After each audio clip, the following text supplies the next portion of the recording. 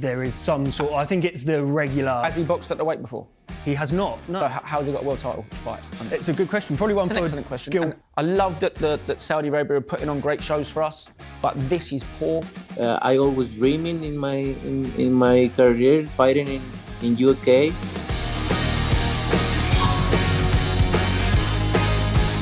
Got boxing coming in thick and fast, starting with a 3-fight card in New York's Times Square. Wally, have you ever heard anything like shutting down Times Square for a boxing event? No, but I think they're going to be doing things like this all the time. There was talk of Alcatraz being next on Saudi Arabia and the rings list, and I understand that the July 12 one, they're looking at doing Central Park. So we shouldn't be surprised. I think they're going to do some strange things around it in terms of actually managing it. But no, again, anything that brings fresh eyes and casual interest in the sport, I'm on board with. Yeah, what I will say is, I know it's only 3 fights, but they're very strong. So we've got Ryan Garcia headlining against Rolly Romero, Devin Haney stepping up in weight against Jose Ramirez, and Teofimo Lopez against Arnold Barboza Jr, who British fans will know upset Jack Catterall earlier this year. Mm-hmm. So we're going to talk about the 3 main guys. Yep. Starting with Ryan Garcia. I think the chat around him has always been, is he style over substance? I think the chat around him is he's a drug cheat and he's getting this is a world title fight. Wait, he's never boxed that, yeah? It's a fake WBA. There is some sort. I think it's the regular. Has he boxed at the weight before? He has not. No. So how's he got a world title fight? It's a good question. Probably one it's for an excellent question. Gilberto Mendoza. Yeah. So listen, but honestly, I love that Saudi Arabia are putting on great shows for us, but this is poor. He failed a drugs test. He's not apologised for it. He's had a week ban.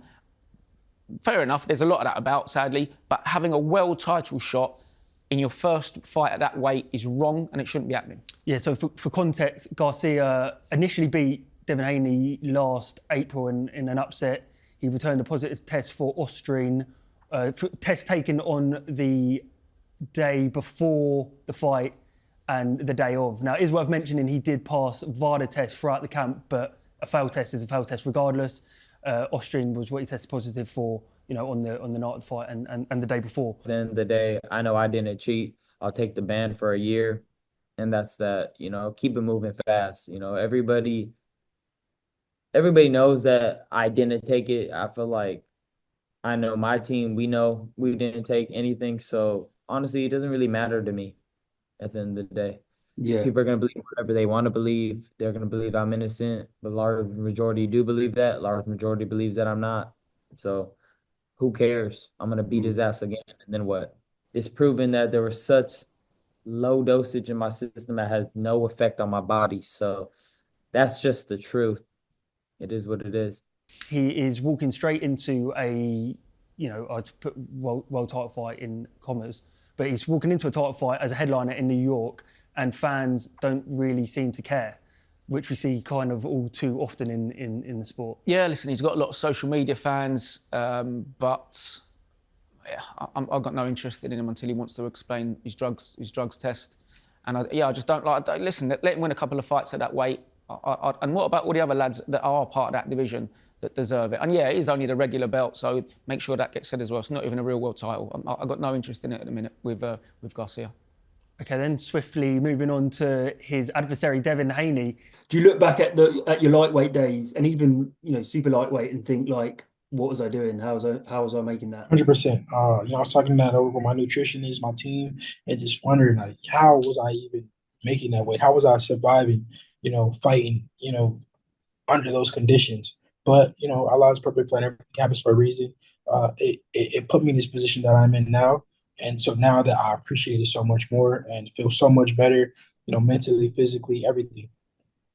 How much, sort of as a bonus, being actually able to eat, so how much of your sort of mood, how much better is it that you can actually... Oh, the mood is... everybody's, my team is happy. Everybody's seeing how much, better I look, how much I'm glowing, how everything is just so much better like this. And I was much more disciplined coming into this camp as well. With the year-long layoff, I was able to focus more and coming to this camp, prepared. I had a good pre-camp, so it all played a role. And on May 2nd, my performance will show. Up until last year, I think most people would have had him anywhere from 10 to sort of 5 on their pound-for-pound list. He takes the defeat. OK, it's been chalked off, but, you know, he got dropped 3 times. And in areas of the fight was, you know, quite badly dominated. He actually, I thought, boxed well in spurts, but the beatdown does kind of live long in the memory. How much do you think that will take from his confidence? I suppose he can take some solace from the fact that he can assume that his opponent was juicing for it. So, yeah, we will see. Such a technically good boxer. I did quite dull, you know, like, but when you're so talented, you don't usually have to take many risks. I like Ramirez. It should be a good fight. I mean, I'm interested to see how he looks coming back. Yeah. Worth noting, he is also going up in weight. Initially, the fight was set for one. Again, these are all just fake ones. It's going to be Garcia Haney too, but these are just semi-finals essentially. So yeah, but just a bit of context. Haney is going up from 140. This is set for 144. It was going to be 147, but it is now 144. Not sure why. And yeah, the plan is for Garcia and Haney to have a big rematch next year or even this year, and everything will be forgotten about, I suppose.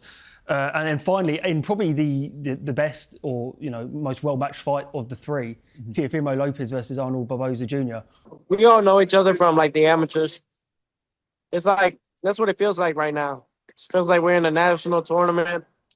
Only thing is that the stage got bigger. The people know us a bit more, you know, and it's and what else can I say? It's an historic event. So, but other than that, it's no pressure, no rivalry, just entertainment. I can't remember a boxer in history who has been as hot and cold as Teofimo Lopez. Yeah. Great wins against Vasily Lomachenko, which, albeit Lomachenko was criminally undersized at lightweight and did have an injury, but he beat him nonetheless.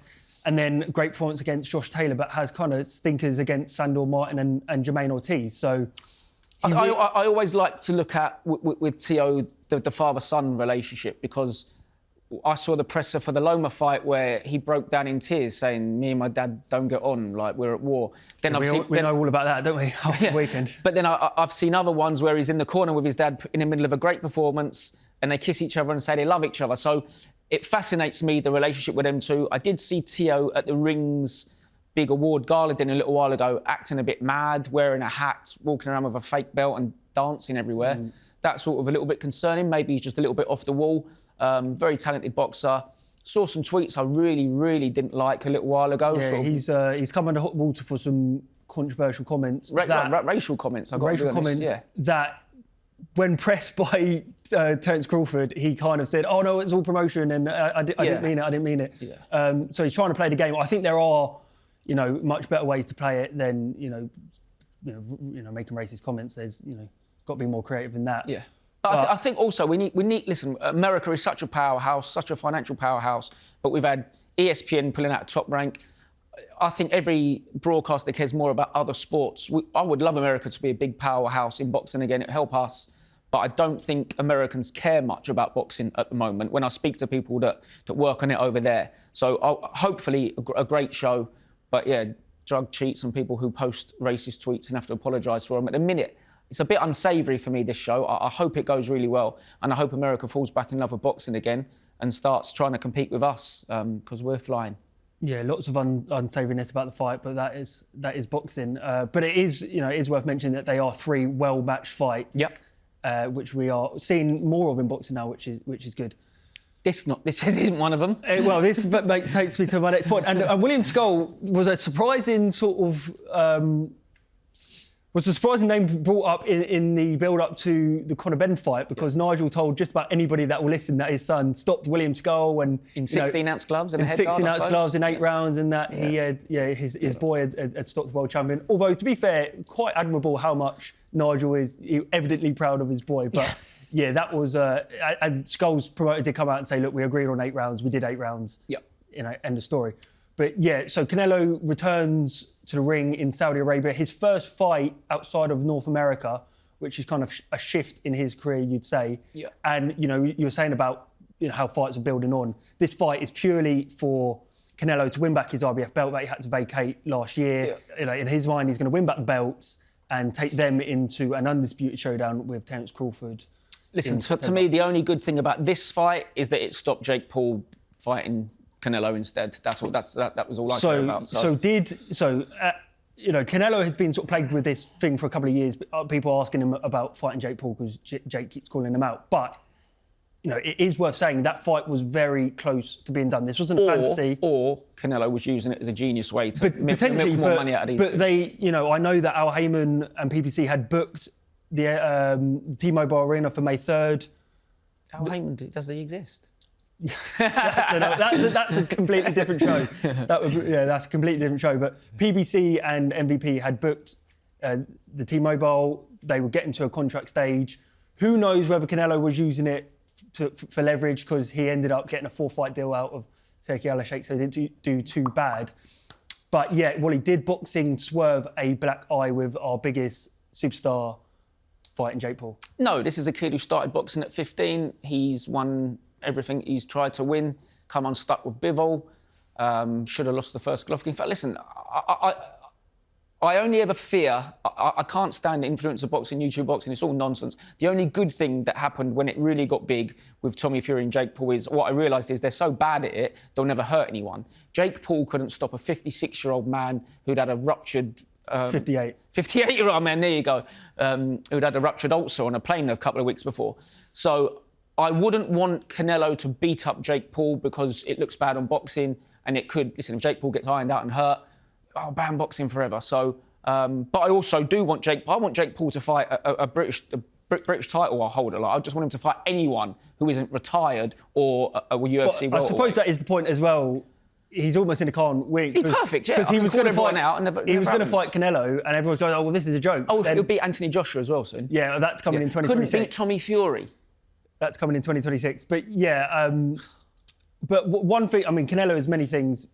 A great boxer being at the top of them, but just below is a businessman. He has said it himself. Listen. So I wouldn't They accuse Floyd of cherry picking, but Floyd earned the right to cherry pick, and the people he cherry picks are lucky to get that payday. So Canelo is doing what he did, and fighters long before that. If you do the hard work to get to a world title, and then you win one, then you move in another, then you move up, win another, then you everyone wants it. He's the payday. Everyone begs for Canelo. So the idea that you cherry pick, it's easy to cherry pick when everyone wants you. Yeah, but I think, and the thing with Floyd and Canelo is there wasn't really anyone around their weight that they couldn't have fault. Okay, you can pick holes in when they did it, but to the point I was going to make about Canelo being a businessman, the fight with Jake Paul is dead for now. I wouldn't be surprised. You can fight him when he's 60. Exactly. I wouldn't be surprised if in a couple of years, when he's coming to the end of his career, or even once he has retired, if he fancies doing it. But it's just one thing I wouldn't rule out just yet. And another thing I wouldn't rule out is Canelo gracing these shores for a fight. I mean, he's in his first fight outside of North America, as we said earlier, he's fighting in Saudi Arabia. But he has told us that he is dreaming of fighting in England one day. Do you still love boxing and everything that comes with it, the training, the dieting, the fight itself, as much as you did when you started all those years ago? Yeah, I enjoy a lot. Believe me, if not, I don't being here anymore. So I still enjoy, and these kind of things I'm gonna fight outside of United States and Mexico. So for me, it's something I really want in my career for many years. So that motivates myself a lot. And you mentioned earlier to me how you're now fighting outside America and Mexico. Turki Al-Sheikh said that maybe a fight between Eubank and you could be a good fight. Would you come to the UK, maybe Wembley, for a fight with Eubank? We don't know. I'm focused 100% on this fight, but it's something I always dream in my life. I don't know who or what fighter I'm gonna face, but I always dreaming in my career fighting in UK. For sure, for me, will be crazy to go there and fight in front of everybody there. So I actually like it a lot. Look, Wally, if Canelo is sincere in what he says about wanting to fight in the UK, there aren't too many options he can pick from. But you would have to say, especially after the weekend, that Chris Eubank Jr. would be at the top of that. Yeah, we've often asked Canelo about fighting over here, but and listen, it makes a great headline for us. And listen, you getting an interview with him was brilliant, by the way. Thank you. A rare bit of praise from Wally Jr. But why would you ever take the biggest and probably only huge America, North and South superstar of boxing and bring him over here when the fight would go out, like 2, 3 in the afternoon? So it never made fiscal sense originally. But if he's now doing 4 fights with Saudi Arabia, who are on a similar time zone to us, about usually 2 or 3 hours difference, if they tell him to do it and it helps people in Saudi Arabia watch it at their sort of time, suddenly it becomes a possibility. So, yeah, when he was, a HBO, PBC fighter, why would you ever take him away from his market? But, yeah, now Saudi have got him for a few fights. Yeah, I wouldn't rule out him fighting in the UK now, but I would have always done before. But now, yeah, great get, and I believe it now to be more possible than definitely 6 months ago. And Eubank Sr. did say throughout the build-up, I don't want my son fighting Conor Benn, I want him fighting Canelo. And he actually said if he fights Canelo, he'll lose unless he's got me. So, when Eubank Jr. is now assessing his options, and if he can, there's obviously a rematch clause, but if he can get out of it, do you think the cherry on top of it with Canelo would be potentially the route he would go for? I think there'd be a bit of a pushback that he found he sort of went life and death with Conor Benn in a very great fight. That proves he's not at Canelo's level. This is a man who went up and stopped a very faded but a Kovalev. Do you know what I mean? A proper light heavy in cruiserweight. So I wouldn't be really desperate to see it, but if there was to be Canelo in this country, yeah, I can only really see it being Chris Eubank Jr. And don't get me wrong, he avoided the Golovkin fight for a long time. He had that written, he had it offered, and he turned it down. Poor old Kell Brook took a pasting instead. So, yeah, he's talked about it for a long time. So I wouldn't rule it out now that Canelo's on a Saudi payroll. It's not really one I'm desperate for. I'd rather see him with about 4 or 5 other people, the likes of starting at Benavidez and going on to about 10 other people. But yeah, it would be wonderful for British boxing to see Canelo here. Yeah, absolutely. Well, Wally, that's all we've got time for today. Thanks for coming in, and thanks for tuning in. Make sure you join us again next week.